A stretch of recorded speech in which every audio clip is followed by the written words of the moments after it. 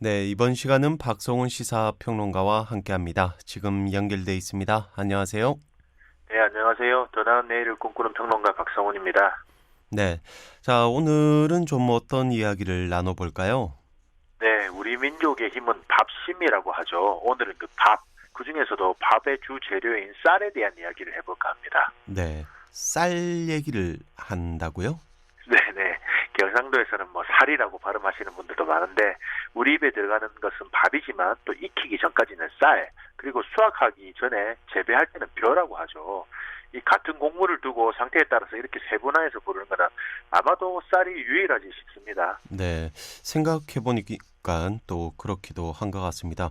뭐 콩이나 뭐 보리, 밀, 뭐 이런 거는 재배하거나 또 수확을 하더라도 이름이 다 똑같은데 말이죠. 네, 그렇죠. 사실상 또 따지고 보면은 밥은 꼭 쌀뿐만이 아니라 다른 곡물을 섞어서 지어도 밥이라고 부르긴 하는데, 그래도 우리가 밥이라고 하면은 제일 먼저 떠오르는 거는 뭐 흰 쌀밥이잖아요. 네. 그만큼 우리한테 있어서는 쌀은 중요하고 또 우리와는 뗄래야 뗄 수 없는 관계이기 때문일 겁니다. 근데 이 쌀을 어디에서 가장 먼저 재배했는지 아십니까? 네. 아무래도 우리나라 사람들은 쌀을 아주 오래 전부터 먹었기 때문에 아무래도 뭐 중국 쪽에서 넘어오지 않았을까 생각이 드는데요.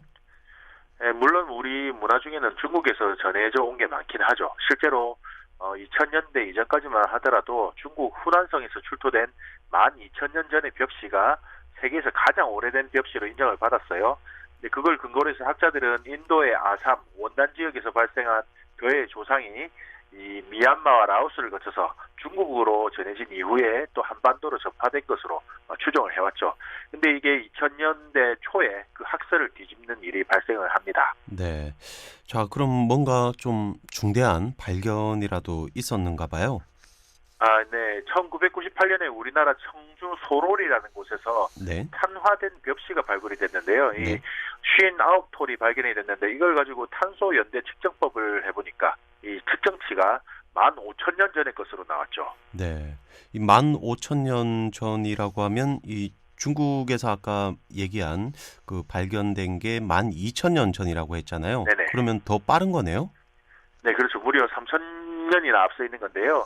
이게 그냥 단순히 우리만의 주장이 아니라 세계 학계에서도 인정을 받고 있습니다. 그래서 영국 BBC 뉴스에 세계에서 가장 오래된 벼가 발견되다 이런 제목으로 보도가 됐고요. 또 세계적으로 널리 고고학 재료 교재로 쓰이는 서적에서도 가장 오래된 벼로 소개가 되고 있습니다. 이 연구팀이 붙인 벽시의 이름은 청주 소로리 벽시인데요. 이 세계 학계에서는 한국벼라는 학명으로 붙여져 있죠. 네. 자, 그럼 이제 세계에서 가장 이 벼농사를 이제 먼저 지은 일찍 시작한 나라가 우리나라가 되는 건가요? 뭐 아직 그렇게 확실하게 결정이 나지는 않았지만 일단은 그럴 가능성이 높을 것으로 보고 있습니다. 윤물이 정확하게 나왔으니까요. 근데 이 벽시가 농사를 지었다는 확실한 증거로까지 인정이 되면은 뭐 그때는 그게 단순히 농사로 끝날 문제가 아닙니다. 이제 인류의 역사 자체가 바뀔 수가 있는 문제예요. 이 벼농사를 지었다는 거는 고대 국가를 건설할 토대가 마련됐다는 의미거든요. 네. 그럼 이 벼농사를 지었다는 그 사실이 뭐 그 정도로 아주 큰 의미를 지니는가 봐요. 아, 그렇죠. 이제 농사를 짓기 전까지는 뭐 인류가 수렵 생활을 했거든요. 네. 여기저기 다니면서 열매를 따먹고 뭐 사냥을 하고 그러다가 먹을 게 다 떨어지면은 다른 지역으로 옮겨가고 이렇게 살았습니다. 그러니까 한 군데 정착도 못하고 또 먹을 게 귀하다 보니까 가족 수를 늘리기도 어렵고 또 여기저기 옮겨 다니다 보면은 그나마 함께 생활하던 식구들이 뭐 사고로 뭐 죽는 일도 벌어지는 거죠. 네. 그러니까 이렇게 우리나라에서 이 벼농사를 지었다는 건 이 그때 당시에 수렵 생활을 이미 마치고 농사 지을 땅을 정해서 이렇게 정착 생활을 계속했다는 얘기네요.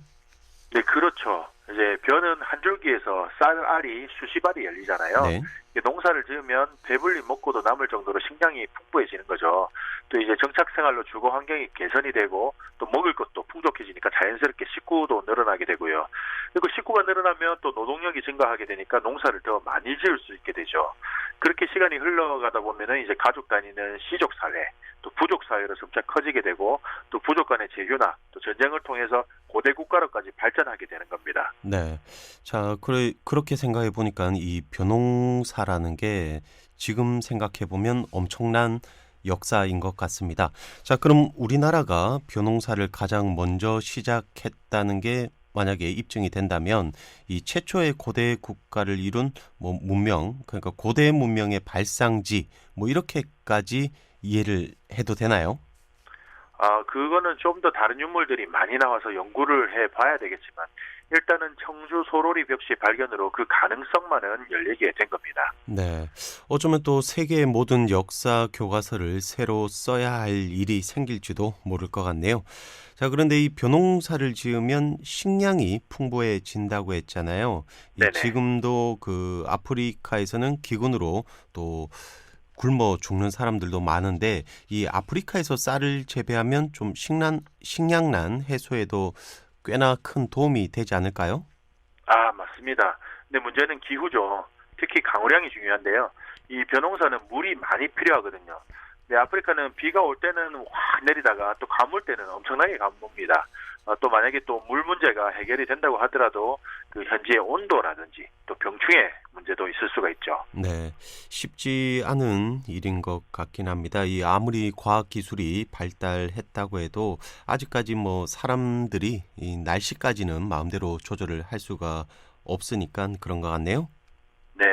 그런데 우리가 이 어려운 문제를 해결해 버렸습니다. 이 육종 기술하고 재배 기술로요. 우리나라의 농촌진흥청이 아프리카 세네갈에 이스리 6, 이스리 7이라는 품종을 보급을 했는데요. 네. 이 품종이 통일벼 계통을 개량해서 만든 거거든요. 근데 이 벼가 가뭄하고 병충해에 엄청나게 강합니다. 이게 또 굉장히 빠르게 자라서 수확도 금방 할 수가 있고요. 네. 이렇게 얘기한 대로 빨리 자라고 또 병충해도 강하고 수확도 더 빠르다고 하니까 식량난 해소에는 아주 크게 도움이 되겠네요.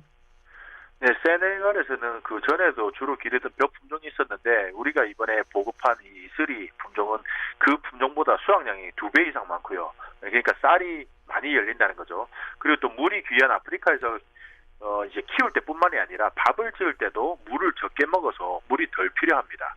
근데도 밥맛은 더 좋다고 평가를 받고 있죠. 네. 뭐 수확량의 맛까지 좋으면 정말 최고인 것 같은데 더 이상 바랄 게 없을 정도네요. 네, 그러니까 이 세네갈 현지에서 이슬이 쌀이 굉장히 비싸게 팔리고 있습니다. 세네갈 농가에서는 수익이 좋으니까 뭐 서로 이슬이를 키우겠다고 난리고요. 이 이슬이를 본격적으로 보급하기 시작한 2018년도에는 재배 면적이 500헥타르 정도인데 비해서 올해는 6천 헥타르로 10배 이상 늘어났고요. 내년에는 2만 헥타르에서 재배를 할 예정입니다. 네. 뭐 이 정도면 벼농사에서도 이 한류 바람이 일어난다고 해야 될까요? 정말 대단한 것 같네요. 이제는 세네갈뿐만이 아니라 우간다, 가나를 포함해서 9개 나라에서 30개가 넘는 우리나라 벼 품종을 개발하고 적응 시험 중에 있습니다. 근데 여기서 또 놀라운 거는 우리 벼 품종으로 사막에서도 농사를 짓고 있다는 거죠. 네. 뭐 아프리카야 그렇다 쳐도 이 사막 지역에서 이 벼농사를 지을 수 있다는 게 참 신기한데 이게 가능합니까? 이제 농촌진흥청에서 개발한 아세미라는 품종인데요. 아랍에미리트 연합의 사막지대인 샤르자 지역에서 시험적으로 이 아세미 벼를 재배를 해서 수확까지 했는데요. 수확량이 우리나라의 같은 면적에서 재배했을 때 비해서 무려 40%가 더 많았습니다. 네. 이 사막이면 모래바닥인데 이 물을 주더라도 금방 스며 버릴 것 같은데 어떻게 이런 땅에서 벼가 자랄 수가 있죠? 그러니까 이 물이 그 모래에 빠져버리는 걸 막기 위해서 모래 속에다 이제 부직포를 깔고 또 땅 속에 호스를 묻어서 벼의 뿌리에다가 곧바로 물방울을 공급할 수 있는 시설을 설치를 했습니다. 또 이제 국내 전문가들이 그 아랍에미리트 현지에 설치된 CCTV를 모니터링하면서 문제가 발생할 때마다 상황에 맞는 처방을 곧바로 내렸고요. 네. 이 정말 사막에서 벼농사가 된다니까 놀라울 따름인데요. 자, 그런데 이 중동 지역 사람들도 쌀을 먹나 봐요. 예, 먹습니다. 우리나라 사람보다 더 먹습니다. 예, 우리나라 사람들이 1년에 1인당 61kg 정도의 쌀을 먹대요. 이 아랍에미리트 사람들은 95kg을 먹습니다. 그러니까 우리나라보다 1.5배를 더 먹죠. 그런데 아시다시피 이제 사막 지역은 쌀을 생산할 수가 없으니까 그동안에 그 아랍에미리트에서 필요한 쌀은 전량 수입에 의존하고 있었죠. 네, 이렇게 식량 자립이 전혀 되지 않고 있었는데, 자, 이제는 우리나라 벼품종으로 재배부터 수확까지 또 성공을 했다고 하니까 이 아랍에미레이트도 이 자국에서 또 쌀을 생산해서 먹을 수 있게 되겠군요. 그렇게 되면 좋은데 올해 한번 시험 재배를 해보니까 아주 사소한 걸림돌이 발견이 됐습니다. 네, 어떤 문제가 있었습니까? 이제 쌀을 생산해 놓고 보니까 맛도 좋고 수확량도 좋은데 헥타르당 생산된 쌀 값을 계산해 보니까 565만 원이에요. 네, 근데 들어간 물값이 헥타르당 2천만 원입니다. 그러니까 쌀 농사를 열심히 지으면 1,400만 원 넘게 적자가 생기는 거죠. 헥타르당이요. 네, 그러니까 배보다 배꼽이 더 큰 것 같은데, 네. 근데 무슨 물값이 그렇게나 많이 들어갑니까? 그 아랍에미리트는 물이 워낙 귀하다 보니까 이제 바닷물을 담수화해서 농업 용수로 쓰거든요. 근데 이게 톤당 1,300원대예요. 일단 올해는 농사가 되는지부터 알아보기 위한 시험이었으니까 가능성을 타진한 거고요. 이제 된다는 걸 알았으니까 앞으로는 지하수가 풍부한 지역에 농사를 짓는 방안 또는 물 사용을 줄이는 고랑 재배를 하는 방안을 검토를 하고 있다고 합니다. 네, 정말 이 아프리카뿐만 아니라 또 사막 지역에서도 우리 벼가 또 우리 기술로 이렇게 잘 농사가 지어진다고 하니까 대단하다는 생각이 드는데, 자, 그런데 정작 우리나라에서는 아직까지 그 고시 히카리입니까? 이 일본 쌀이 자주 이렇게 보인다고 하던데 이건 왜 그렇습니까? 거긴 또 슬픈 사연이 있습니다. 이 한국 전쟁 이후에 우리가 찢어지게 가난했지 않습니까? 네, 굶어 죽지 않기 위해서 아등바등 했던 시절에 벼농사의 핵심은 수확량이었죠. 이제 식량 증산이 최대 목표였습니다. 그때 연구를 거듭하던 끝에 하나의 기적의 벼가 탄생하는데요. 그게 바로 통일벼입니다. 이 벼는 다른 벼와는 다르게 쌀알이 엄청나게 달려요.